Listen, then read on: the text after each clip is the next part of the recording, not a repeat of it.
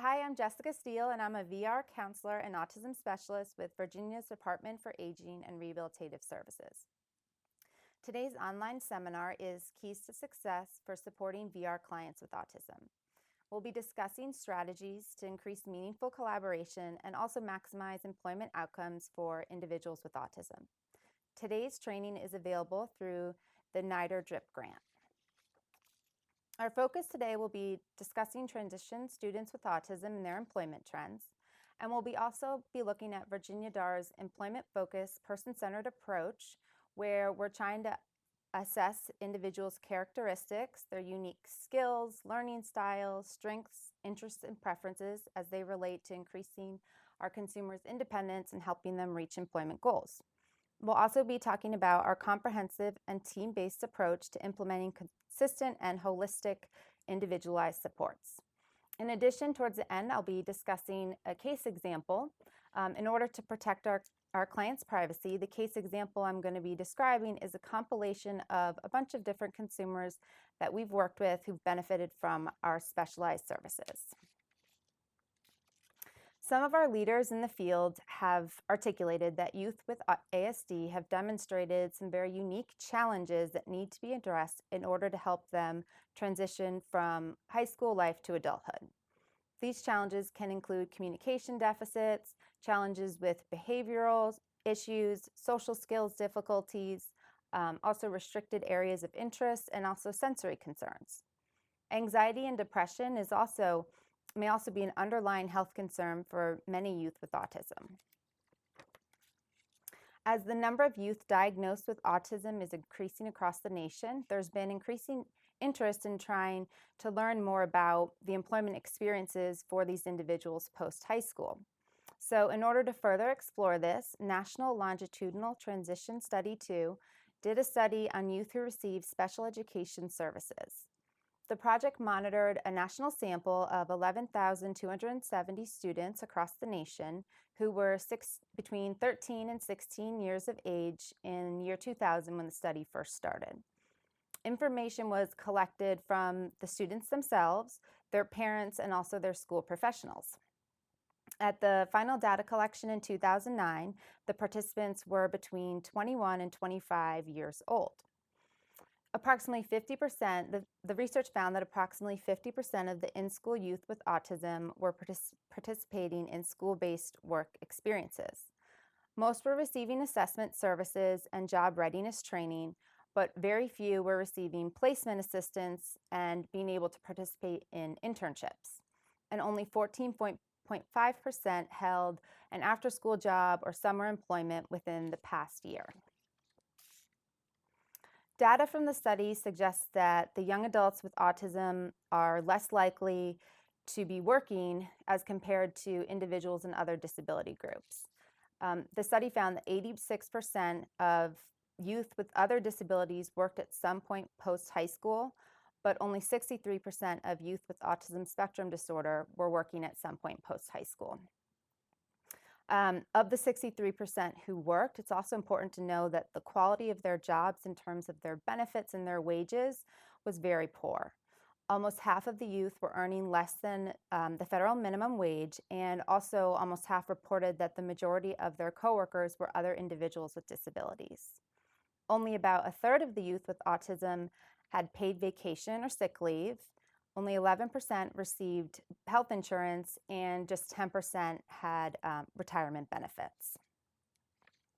The majority also were not working full-time. The average hours per week was 24.1 hours.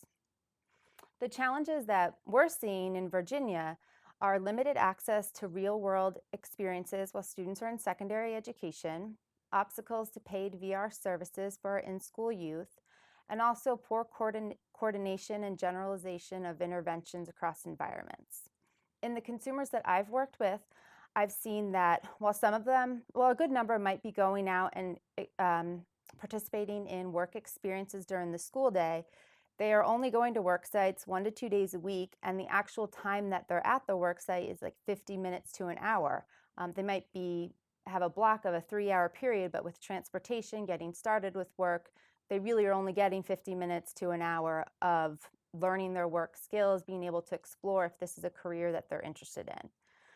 There's also a lot of obstacles to individuals receiving paid VR services with the in-school youth. Traditionally, VR programs have relied on the schools to be doing the exploration and discovery activities.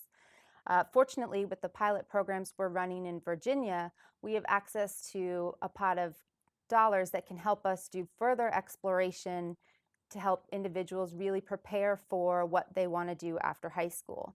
And the exploration can be assessments, discovery activities, interest inventories, job shadowing, just a bunch of different activities to help our youth make informed decisions about their vocational dreams and goals. I've also noticed that with the individuals I'm working with, that if they're working with a job coach who I'm sponsoring, the interventions that seem to be effective and we're seeing progress with outside of school are not necessarily being carried over in the school environments. And also they aren't always being carried over at home. So this challenge with coordinating services and helping our consumers to be able to generalize what they've learned across environments impacts how quickly an individual is able to progress and be able to be prepared for paid employment and also to be able to increase their independence. In Virginia, we've developed a comprehensive autism model, which is emphasizing evidence-based practices, and it's promoting early engagement with VR supports. Our services are person-centered and they're provided in natural community environments.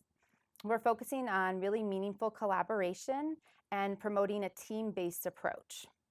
We're looking at developing a strong link between the students and the services that they are receiving, as well as a strong link among the service providers so that we can adequately address the needs and the interests that the school has stated in the student's transition plan.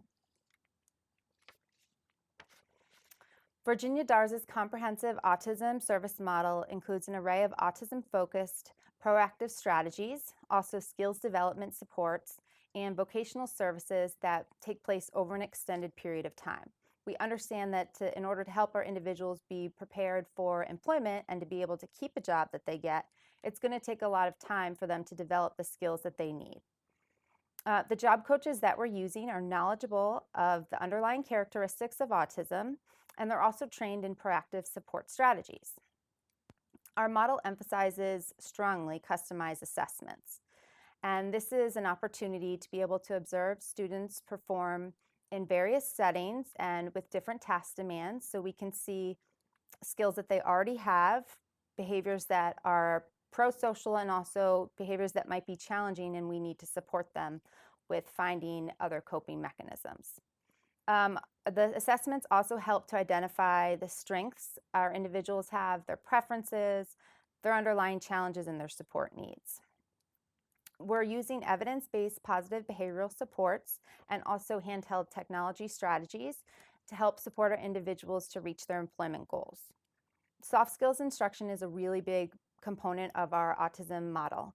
And soft skills instruction is anything from educational support to independent living skills, money management, budgeting, helping consumers in giving them support or training for personal hygiene and grooming so that they look professional for work, and also helping students to develop more healthy and productive coping skills. In addition, our model includes extensive job development and placement supports. And also, we are planning ahead for new learning and long-term support so that we're making sure that if a person is working, that they're able to maintain their job. Seek first to understand. Good client engagement starts with mutual understanding and ensuring an accessible, predictable, and safe VR experience. We're focusing on learning our clients' frame of reference. So as I've mentioned before, we want to know their interests, their values, their goals, what they find hard, what they feel they're good at, activities that they prefer, non-preferred activities. We really want to get a good whole picture of who this person is. We like to plan ahead for client-friendly meetings, and this means taking into consideration if our consumers have any sensory challenges, communication challenges, or social preferences. In advance of every meeting, but especially the first meeting, it's important to know how the individual communicates, what's worked for this individual in similar situations. For example, are there certain ways that the schools have set up meetings, like IEP meetings, that have been really conducive to the individual's preferences? We also want to know if there's anything that the person reacts negatively to. How long is the ideal time for the meeting to last? So how long can the person be able to be actively engaged in the meeting before they're going to need a break or just need to call it for the day and take two on another day? And then also how many meetings it will take in order for us to get the preliminary information that we need to start with our assessment process. During the meetings, we try and use a lot of visual supports so that we can help everyone understand each other's roles, responsibilities, and what the next steps are going to be. Some additional questions to consider when working with consumers with autism are, does the client know what to expect, or do they have existing expectations? Does the team understand the client's values and their goals and their both independent living and career goals? Do the consumers have any fears or concerns with choice and control? Does the team know the consumer's passions, their gifts, their abilities? And do team members understand each other's roles, rights, and responsibilities? Proactive strategies are training and supports put in place for the client before there's a problem or a crisis. They're strategies to help the consumer either avoid challenging interactions or to help the consumer develop coping mechanisms so that they can best deal with a challenging situation. Proactive supports require that the providers are able to anticipate challenging situations before they arise, so that the provider can either teach the person how to respond best in those situations. Maybe sometimes the providers can modify the environment in order to avoid challenging situations altogether. And in order to do this, the provider needs to have a good understanding of the types of environments that the client is going to be in. In providing proactive supports to consumers, it's important that the providers meet the consumer where they're at emotionally. Examples of effective proactive supports are promoting visual supports, predictable routines, and clear expectations. Also supporting our consumers' preferences for communication. For most of the consumers I work with, they prefer clear, direct communication. Assessing and addressing environmental triggers is important, and developing proactive strategies to support new learning, social demands, and changes. So Deb is our compilation case study. She was a student with an IEP who applied for DARS services 2 years before she exited high school. Deb's someone who prefers being around animals. She's a visual learner. She loves playing video games. She's able to cook. She's able to be independent in the kitchen, although she doesn't necessarily utilize this skill that much. And her goal when she came to us was to obtain competitive employment. Deb presented with some challenges, the first of which was she would get easily lost in her own thoughts and she'd lose track of time. So in the classroom, this would result in her not completing class assignments. And then at home, she wouldn't complete her homework unless her parents were consistently reminding her to stay on task. And at her school work sites, she wouldn't always complete her work tasks in a timely manner. Deb also came to us with some limited work stamina, and she had very little real-world work experience. In addition, Deb displayed some work-avoidant behaviors, and these were exemplified by she would cry, especially at her school work site, if she was presented with a task that was new to her or that she didn't like. She wouldn't always return in a timely manner from breaks or when she'd go to the bathroom. And then she would refuse to perform hygiene tasks that are expected of employees, such as wearing neat and clean, stain-free clothes, washing her hands after using the restroom, and using a tissue when she needs to blow her nose. Deb's assessment process started with the pre-assessment interview and planning session. And so the parties there were myself, Deb, her school employment and transition representative, Deb's parents, and her job coach. And during this first session, we learned more about Deb's school, work, and community experiences, and just learned more about what her interests are and goals for after high school. and we helped Deb and her family learn the process or what to expect for this process of helping Deb prepare for employment and increasing her independence as she was getting ready to graduate high school. The second phase was the home visit and observation. And this took 2 meetings, and it consisted of Deb's job coach going to her home while her parents were there and assessing Deb's level of independence. So the job coach was looking at whether Deb did chores at home, and if she was assigned chores, did she do them by herself? Did she need prompting? The job coach was also looking and assessing whether there was any effective strategies that were already used at home that could be carried over to the VR process. We looked at how Deb liked to spend her free time, what her hobbies were, and we also looked at ineffective routines and habits that were in place that maybe we would need to work on in order to help Deb prepare for independent living. The next part of the assessment phase is the vocational experiences. So these can range from situational assessments, which are job tryouts, to informational interviews, job shadowing, linking people with volunteer experiences. It can be a whole gamut of services. For Deb, we did 3 situational assessments, and they were based on her stated employment interests and the types of jobs she wanted to learn more about. So Deb was interested in animals, so we had an assessment at a doggy daycare. She also had some experience doing office work in school, and we wanted to see how her school experiences translated to a competitive work environment. So we had her go to an office setting to do administrative tasks.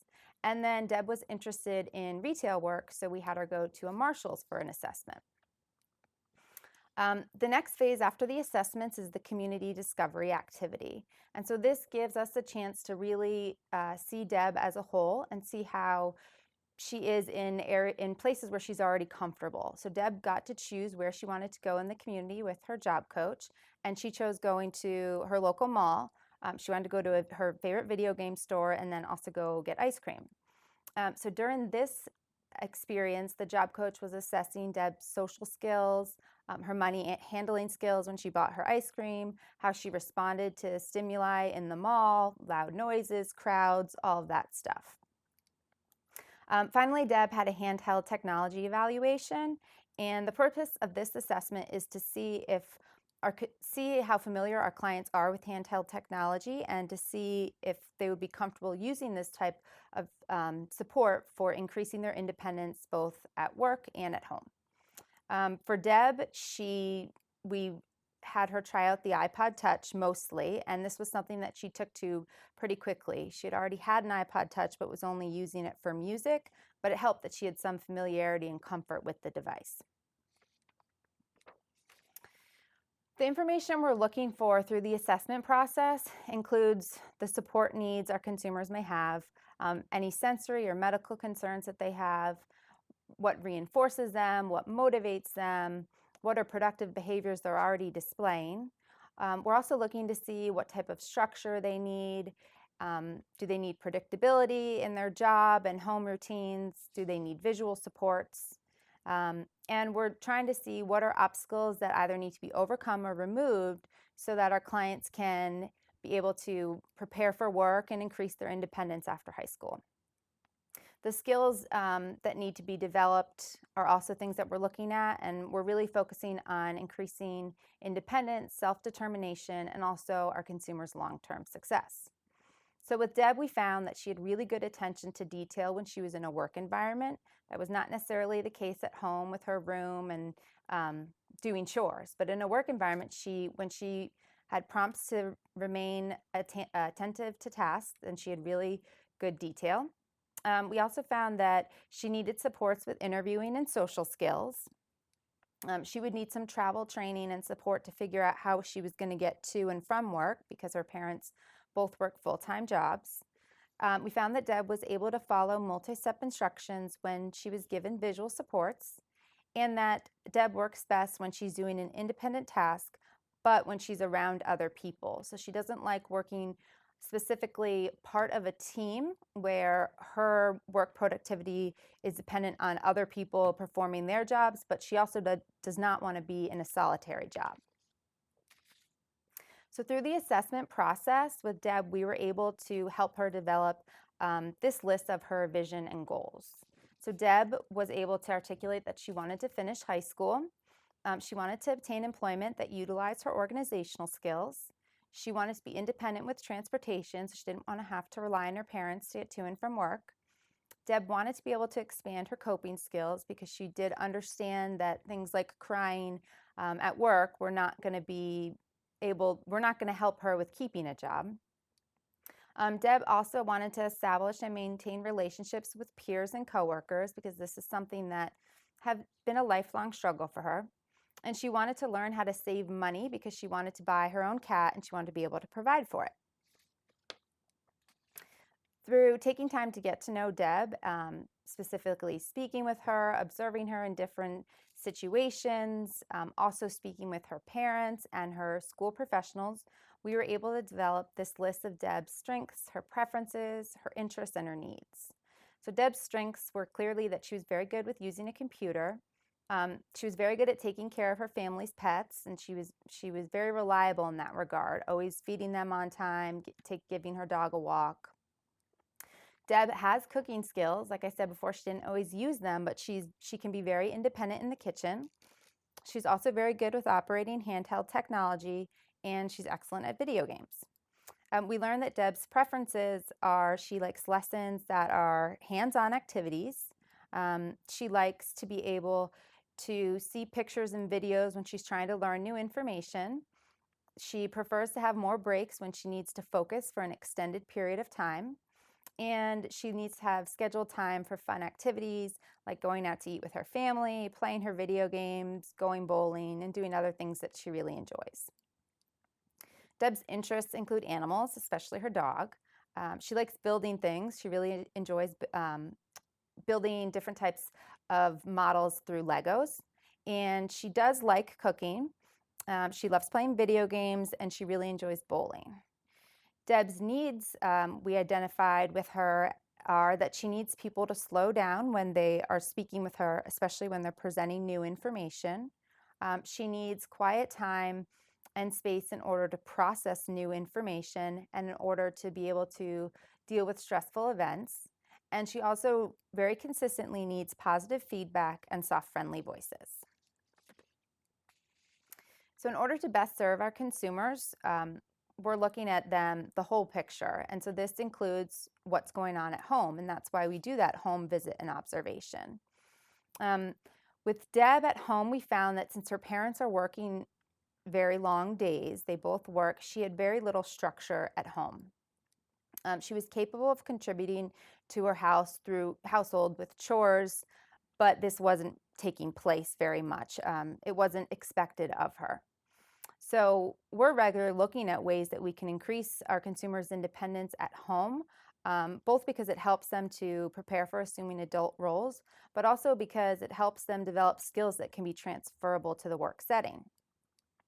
So we want to look at ways to help, create structure and accountability at home so the person is more prepared for the structure and accountability that comes with work.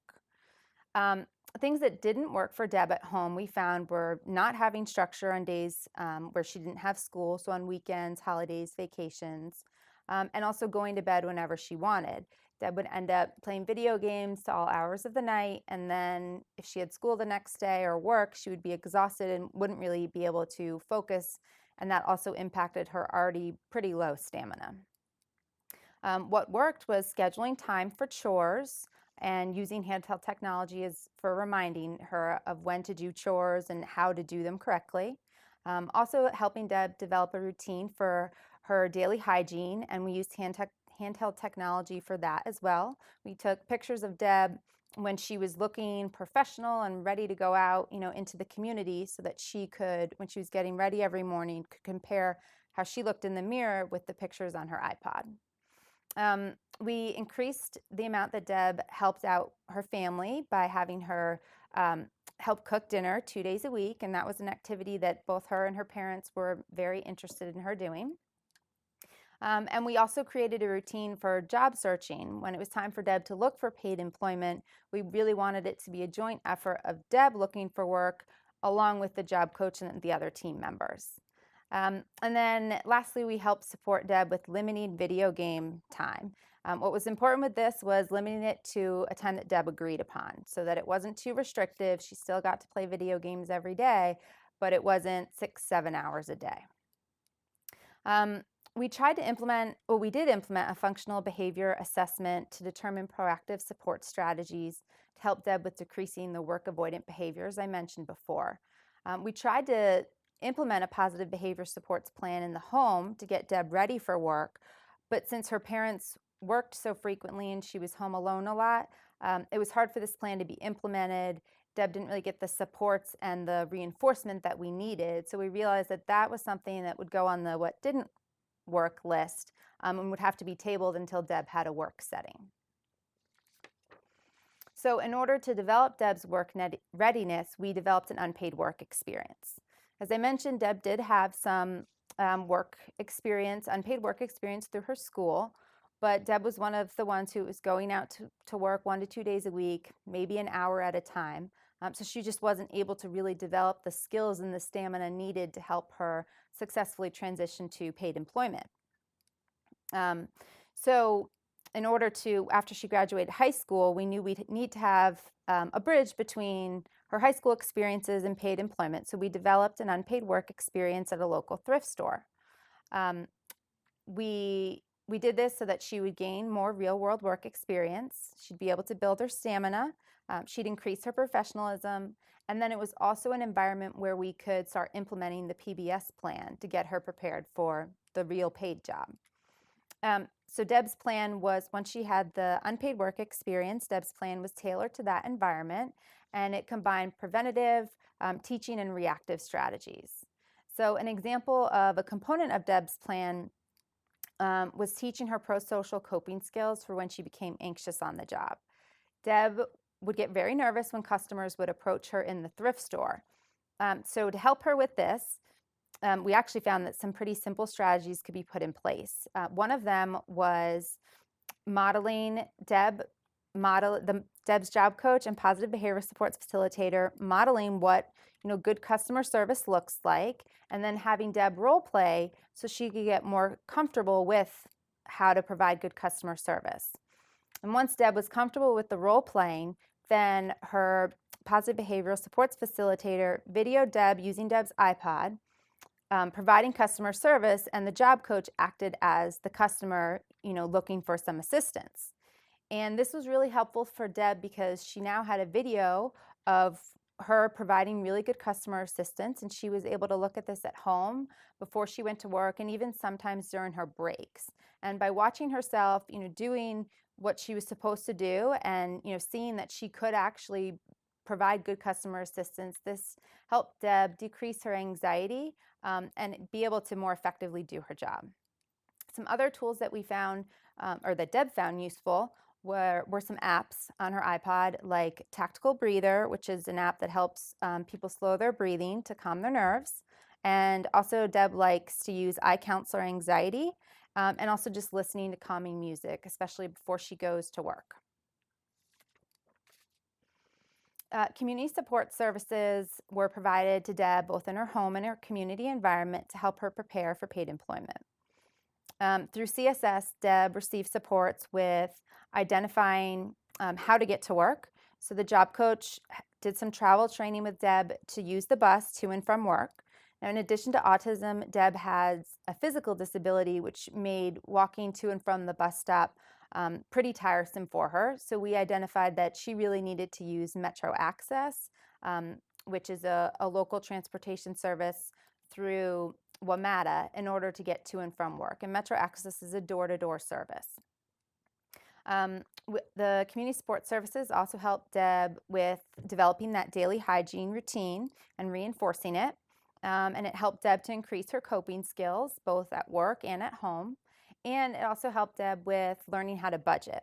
So her job coach, who was providing the community support services, taught Deb how, when she was earning money, what would be an amount that she could set aside to save up for the cat she wanted, and also took Deb to the pet store so she could see, well, how much does pet food cost and litter, so that she would be able to budget that into her monthly budget as well. So in addition, Deb receives SSI, so we incorporated work incentives counseling so that Deb and her parents could learn the impacts of earning money on her SSI. And we also wanted Deb to learn about impairment-related work expenses, which Metro Access could be. So Deb responded very well to handheld technology, and in particular her iPod Touch. She used the iPod Touch both at her paid and unpaid work settings, and also at home. At work, she would use it. She'd put reminders on there for the routine to follow when she'd first get to work. She had notes on who to ask for help if a problem arose.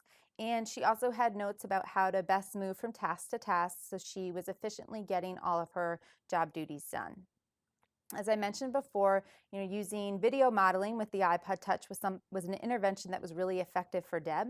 So we carried this over to Deb's home setting and also to her paid job to helping her learn new work duties. Deb also used her iPod Touch, the timer on there, to help her remember, when to return from breaks and make sure that she was timely in getting to work as well, and that she didn't leave her shifts too early. Deb's job coach educated her supervisors and her coworkers on strategies that would enable Deb to be effective at her job.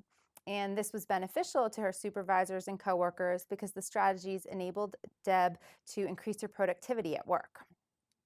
For Deb, similar to many individuals with autism, she needs directions to be concrete so that she knows exactly what's expected of her. Deb responds best to direct, clear, and concise instructions, and she benefits from having directions written down so that she can refer back to them if she gets confused or forgets. Deb also benefits from being allowed time to finish a task without a lot of interruptions and structuring her workday so that she stays busy most of the time. Today, Deb is successfully working at TJ Maxx. Her primary role is organizing the home section, which can get very disorganized. But Deb does provide customer service when people approach her, and she's actually very okay with that. She does a really good job. Deb's receiving long-term employment support services. In Virginia, we call this Lettuce. And these are services provided by Deb's job coach to help her remain stable on the job. There's a pot of funding that allows the job coach to be able to check in with Deb and her supervisor a couple times a month to make sure things are still going well and to give her supports if maybe there's new job duties that she needs a little extra assistance with learning. The job coach also is able to then get in touch with me or someone else from the VR agency if any bigger issues arise at work and Deb needs some more extensive services to restabilize on the job. Deb's taking Metro Access to and from work, and she's deducting the cost as an impairment-related work expense. She's actually living independently in a basement apartment in her family's home. She's using her tools to de-escalate when she's frustrated and overwhelmed. She's been able to buy her own cat, and she's been able to pay for its food and litter. She's still working on saving up enough money to help contribute to the vet bills. And Deb has joined a bowling team. So the practices and strategies that we used with Deb and we're using with a lot of other individuals with autism in Virginia are all ones that can be applied to supporting your consumers with autism. Deb's success was the result of comprehensive and person-centered services. And in particular, I really need to highlight the soft skills instruction. It was very helpful that we didn't just focus on the work tasks Deb would need to learn, but we identified the social skills training, the hygiene skills training that she needed, the coping skills, transportation, all the other components that really enable someone to get and, more importantly, maintain a job.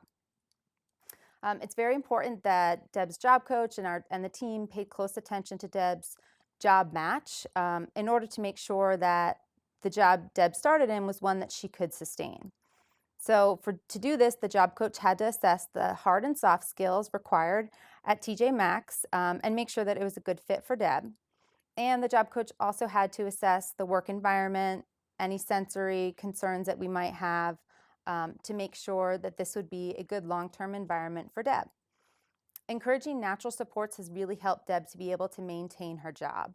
Having coworkers and supervisors who are on board with the strategies that help Deb to be productive at work has been crucial. Deb also benefited from support with developing and following through with the routine at home.